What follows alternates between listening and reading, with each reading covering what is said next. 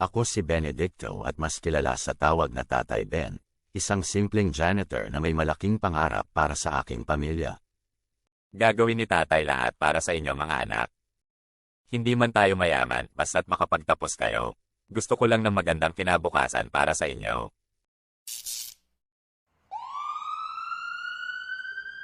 Pero kahit sa kabilang buhay, gusto pa din ipadama ni Ben ang kanyang pagmamahal sa amin.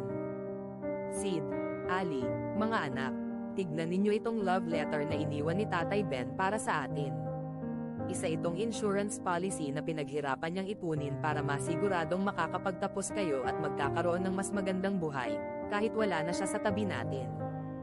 Bunso, ang bilis ng panahon. Hindi ka na baby. Love na love ka namin ni na tatay at nanay. Congrats, anak. Finally, naging realidad na ang pangarap namin ni Tatay Benyo sa inyo na makapagtapos ng pag-aaral.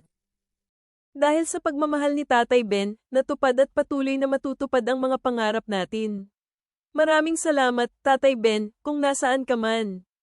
Hanggang sa huli, andyan si Tatay Ben, nag-iwan ng isang love contract na nagbibigay buhay at kulay sa kanilang mga pangarap.